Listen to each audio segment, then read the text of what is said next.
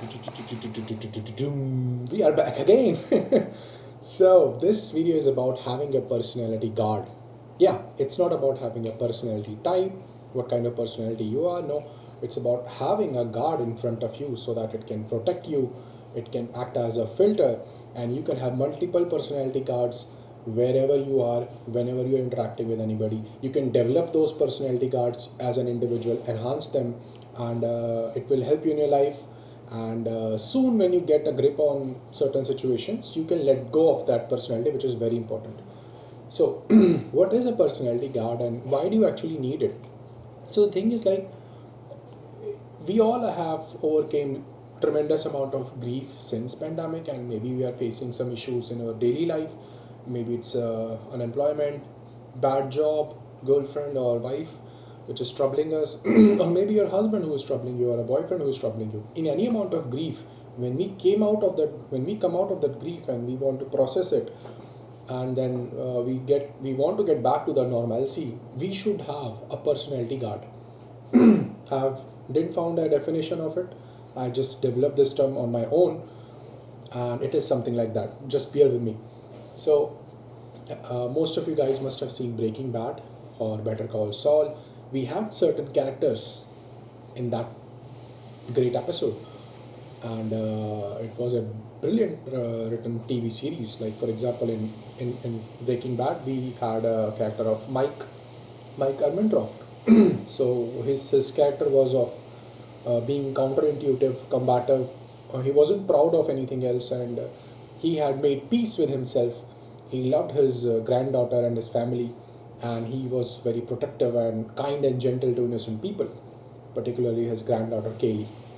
So that personality, mimicking that personality, can protect you from anybody or any situation which would be certainly similar to those situations which Mike faced. Just go through that scenarios from the series of Breaking Bad, that what all situations Mike faced, what all things he just saw, and try to be part of Mike.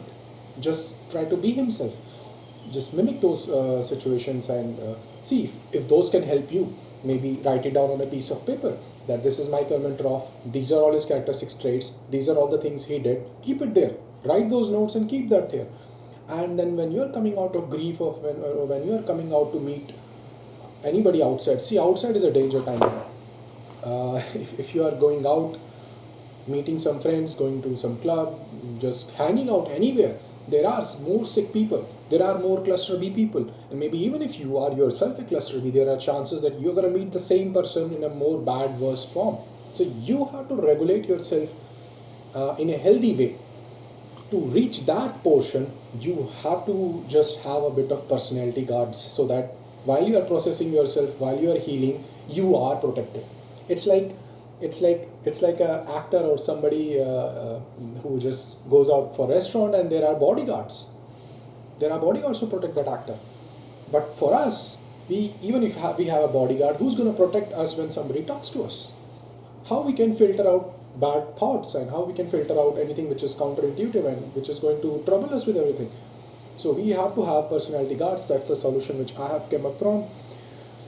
I'm not a psychologist. If you are in trouble, you should definitely seek out a psychologist. But having a personality guard is going to protect you. Personality guards can be of different types, like Mike Ehrmantraut, and I have a few more which I personally like a lot. That's the second one, Saul Goodman. Yeah, who doesn't love Saul Goodman? There is a real life Saul as well, but I like the one which is in the series. He was like uh, really quick, and he was a good person at a time, which everybody is, and he eventually became to be a bad one. And the transition from that good to bad and being like really slick, and the outcome of that at the end was sad. It's always sad and bad to be a bad person. Eventually at the end you will face, but then just to protect himself in that time frame, it is important. Just to protect yourself from the wolves, you have to have Saul Goodman with you. You have to be like Saul Goodman for that moment of time, just for that instance. And then you can let go of Saul Goodman. You can let go of Mike Ehrmantraut as well. But if you're interacting at workplace, there is a tight meeting, is a managerial meeting, is a board of directors meeting. What you gonna do? Will you be like, yeah, yeah, yes, sir, I did that? No, you have to portray a character at that time. So how will you master that character once you know the character and you have figured it out, and then you can act that character, and it's gonna be okay at that time. But you cannot be like in a meeting where it's where Bob Odenkirk is to be there. You cannot be like Jonathan Banks. You cannot be a Mike Armentroff in that meeting. You have to be like Saul Goodman in that meeting. Okay, that's gonna protect you in a short-term, quick manner. So another character is like Tony Dalton, which is Lalo Salamanca, and he has the very nice role.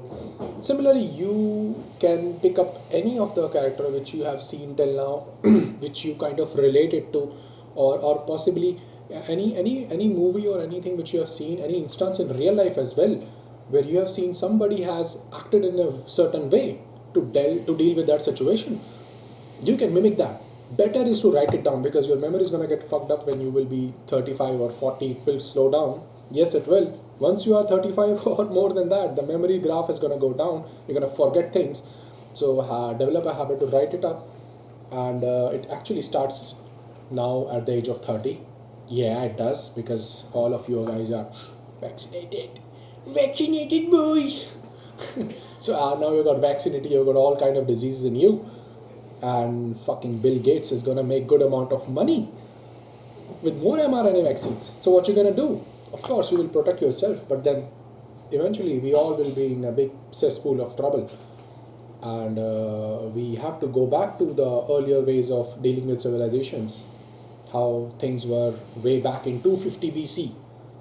Things were in a very different way. So eventually, now the whole civilization has to go back. Uh, so yeah, the idea is to, when you are coming out of grief, when you are channeling your thoughts in a healthy way, when you are healing out of trauma, you have to develop a personality guard which is temporary, and it's gonna protect you.